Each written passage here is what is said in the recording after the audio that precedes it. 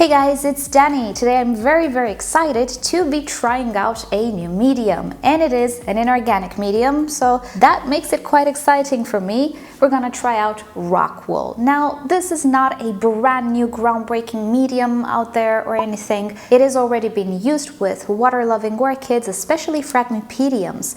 The phragmipediums that I purchased, they all had a combination of rock wool and bark rather than bark and moss. And I can see why. Moss degrades faster, rock wool is inorganic, it does not degrade.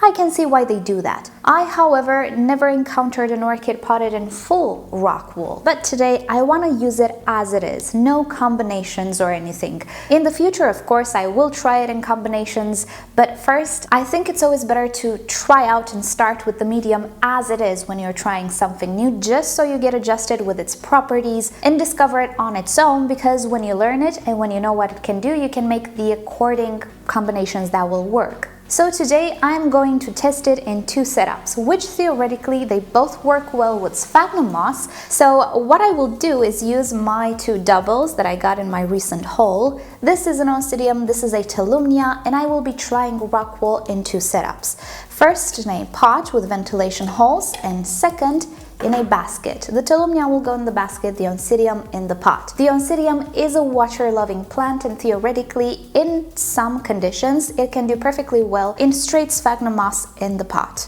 Tolumnias, on the other hand, they're not known to be water lovers. They actually prefer a more ventilated environment, but even tolumnias can do very well in moss if they have a lot of ventilation. Hence the net pot. But first, before we go ahead and pot the orchids, I want to run some tests. I have here my osmosis water. We're gonna first measure its parameters, and then we will see if the addition of rock wool changes the parameters of my osmosis water. So what I have here is osmosis water from my system, which I need to change the filters. It's been 3 years since I got it, and you will see I think it reached its potential maximum. I think the filters are clogged, so I will need to change it pretty soon. First, let's measure the pH. You kind of always have to jiggle the meters a little bit when you use them.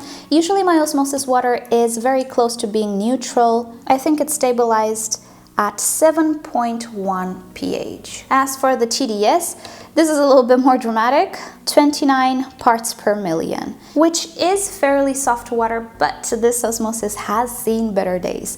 So yeah, let me know in a comment down below if you think that will be useful for you guys to see how to actually change the filters by somebody who's never done it before.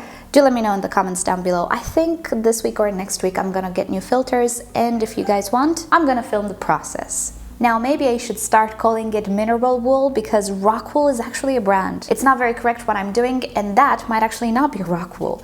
So, mineral wool. When you work with this material, which is actually an insulating material used in constructions, you do need to wear gloves. You also need to wear a mask if you cut it or move it around, because it actually is mineral fiber and it is irritant. It's not toxic as far as I know, but it can give you some coughing and irritation and things of the sorts. It can make you itch.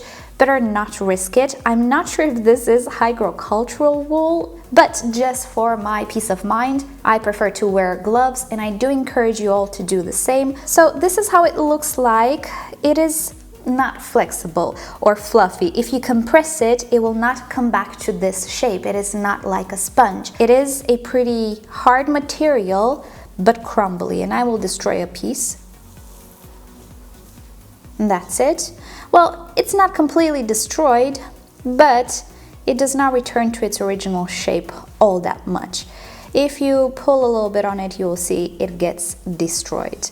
So better not to do that. Try not to squeeze it all that much. For the sake of aeration, and especially with orchids, I prefer to maintain it like this.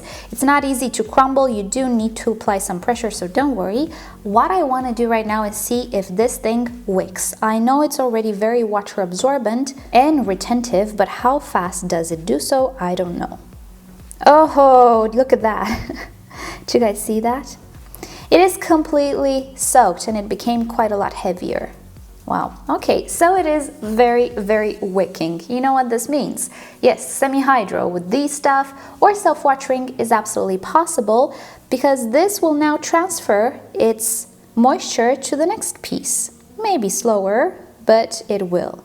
It already started to. So at least in theory, this should work, but that's why we're testing this out, just to see how is it better to water it and things of the sorts. But as you can see, easily wettable. It's not like bark. You will not need to soak the pots. Probably if you just run the water through, I think it's enough. So that is very encouraging, but now I do want to soak a few pieces and just see if they alter the parameters of my water. And look at that, they just sink really fast. So I'm gonna let this sit for a few minutes and we'll see how the parameters change. Okay, so it's been a few minutes. In the meantime, I did prepare my orchids. We're now working with the best roots you've ever seen here. The Tellumnia does have quite a few roots. I mean, she's okay, she could have been better, but the Oncidium only has a few viable roots, a few that started. So I guess we're gonna test out the ability of this medium to be gentle and friendly with new roots and new root production. Hopefully it's gonna be a successful experiment. Let's just see what happened to the water. First, the pH. And I'm happy to report the pH didn't really change all that much. You need to keep in mind this is osmosis water. It's very poorly buffered, but as you can see, yeah, the pH really didn't change at all. We still have a 7.1 reading. So that's great, at least from the point of view of the pH. We know that rock wool is inert. In PS, rock wool, or actually mineral wool, is advertised to be completely neutral. But then again, remember how LECA used to be, I'm not sure if it still is, used to be advertised as completely neutral as well. And we all know it's kind of not, depending on the brand. As well, depending on the brand, you can have a lot of salts retained inside from the manufacturing process. So yeah, I don't go with what presentation articles say anymore. The parts per million meter didn't really increase all that much. Again, you need to keep in mind that dust and maybe other particles in the water will affect the reading, but there we have it. It's really not a major increase or anything. 30 parts per million, it's pretty much where we started. It is good enough. So I will conclude that it is, if not inert, then nearly inert. LECA doesn't have these readings, to be fully honest. It's worse. And we're back, and well, I decided to work with it wet because there is some concern that dry mineral wool can actually spread into the air some particles of dust. You kind of need to wear a mask. I'm not sure if this is so harmful because I was reading about the proper installation material, which apparently drives pH high, which I did not see with this one, so I'm guessing it is pre-treated. Also, normal rock wool is a little water repellent due to the oils they put on it. This one is not, so again, it is intended for horticultural use, so it might actually not be that harmful, but why take the risk? I just wet it, and I will just issue this warning. If you're under 13, please do not work with this material unsupervised. I'm just putting it out there. It's one of those materials that can be slightly irritating. You know me, I can be overly cautious sometimes, so do let me know down below in the comment section, for those of you who worked with seed trays, with plugs of the sorts, what are the standard health precautions that we need to take with this material? I am looking forward to your comments. So first of all, I will be potting my Tellumnia. So I will be putting a layer of rock wool at the bottom. It's so weird to work with it because I'm trying not to squeeze it too much. It appears to be slightly brittle, and I'm not sure if that's the correct word to use, but yeah. It retains a lot of water, I can tell you that. And I think I will need a little bit more. It is weird to work with. Alrighty, I repotted the second orchid as well, which I did off camera because, to be fully honest, I didn't want to touch the camera with the gloves and with the potential dust, because look what's left behind. Oh yeah, there is some dust, there are some fibers there, so I would definitely wear gloves. I would definitely work with this material in a well-ventilated room, if not outside. If you plan to work with this in your kitchen, maybe don't. I have to say this was a little bit less fun than I expected, and more being careful with this material which again, I might overdo it a little bit. I know I am prone to that stuff. You guys know I don't use insecticides and pesticides, which are toxic. The net pot, I intend to let this be and see how fast it dries out. I can tell you that it retained a lot of water. This could be wet for a lot of time if it wouldn't have been a net pot. We'll see if it can serve as a solution for baskets or net pots which dry out way too fast. I think it does retain more water than sphagnum moss. It does seem that way. With the pot, on the other hand, yes, I do have ventilation holes, but I hope you can see I also have very big pockets. I did not compact this material. I do want to have those bigger pockets because otherwise I would just suffocate the orchid. And at the top, I'm not going to let it be like this. Rock wool, or actually mineral wool, is prone to being just covered by algae. And you might already know that in my sphagnum moss pots, I'm using bark as a top layer. However, if we want to have a fully inorganic setup, we can go for rocks, pebbles, something that is not prone to algae or efflorescence. And well, the best material that I could think of is lava rock. Why do I prefer lava rock over pebbles? Well, it's a lot lighter. This lava rock is pretty big, as you can see. You can actually crush it to make it smaller. I will not, but it is very light. If you remember in my pebble setup from a year and a half ago, those pebbles were pretty, but they were white, and underneath they would accumulate algae because of the color, and also they were very heavy. They made the pots be very heavy, and also the roots had issues just growing around them, moving them around, making their way through them. So I just opted for lava rock, which is a material I worked with a million years ago with my Renanthera. If you remember, with the orchid top pot, I used it though as some aeration medium on the bottom of the pot because that pot was a little bit too big. If you want, we can make a separate video on it, but it is actually inert, and I did the test the other days. It is actually inert. It doesn't leach out stuff. It's not calcareous in any way. It doesn't change the pH or the TDS measurement. So it is a good top layer. Now, lava rock has never been a very appealing medium for me because it doesn't really have the same properties as LECA or seramis. Seramis being up there with water absorption. Lava rock is porous and it is actually capable of retaining some water, but I don't think it is as good as LECA or seramis in a semi-hydro setup or self-watering setup. You cannot really just water the tray and then expect it to drive water all the way to the top. You kind of need to wet the entire pot, pretty much treat it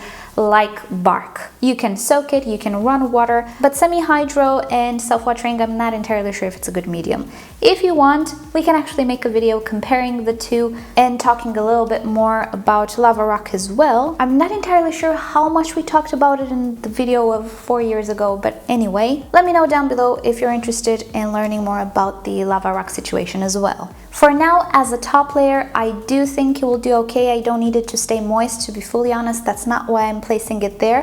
What I'm curious to see though, as I've never used it as a top layer with fine-rooted orchids, I want to see if this abrasiveness damages root tips or in any way, shape or form disrupts normal activity. I also want to see if lava rock is prone to efflorescence. If it is it worse or not so bad as LECA? So as a top layer, it does really remain to be seen.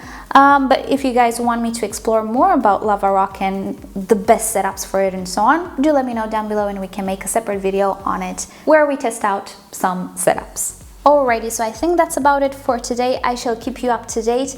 You know what I'm thinking? Because rock wool, or actually mineral wool, is, I would not say abrasive, but it's not nice to the touch. I'm thinking it is a good medium against snails. If you are not a fan of hydrogen peroxide and spraying your orchid when you repot it, I think rock wool is really not a medium that snails like. And for that matter, I really don't think lava rock is a very good medium for them either because it is abrasive. Together with pumice, I actually wanted to buy pumice. I went to search for it and I didn't find it. I found lava rock, but anyway, I actually ordered it with this intent, but if you remember, Orchid Garden didn't send it to me. Anyway, I digress. Pumice, lava rock, and mineral wool, I think they're anti-snail materials and medium. And I think that will be a good experiment to try if I get an orchid which I can see has snails. if I pot it directly into one of these materials, I want to see if the snails actually go to the surface and munch away the new root system, because if it doesn't, then there you go, another solution to snails. Again, for those of you who are not okay with using hydrogen peroxide. And yeah, I think that's about it. I'll link you down below to Orchid Garden, where I got my rock wool, or actually mineral wool. Also, Repot Me has it. Check it again down below. That one might actually be rock wool. This one, I'm not entirely sure. As you could see, the bag didn't really have a brand or anything on it. Not that it actually matters, I believe. So if you guys do have more experience with this material and with plants and with using it, do let us know down below some, health concerns and some opinions, what you guys think. I am excited to try out new materials, but I'm not excited to try out stuff that make me use extra health precaution measures, you know what I mean? I'd rather just stay with moss until further notice, but that's just me. Alrighty, let's end it here. Thank you so much for watching. Hope you've enjoyed this. I'll keep you up to date. You know the drill. Like or dislike this video below. Subscribe to my channel for regular orchid videos, tutorials, Q&As, and other fun orchid subjects. And if you want YouTube to notify you whenever I upload a new video, just turn on notifications for my channel. Also, if you're interested in my other setups, the products that I use, lighting, fertilizer, and so on, just check again the description. I have everything listed there. And with that said, I'll see you guys next time. Bye!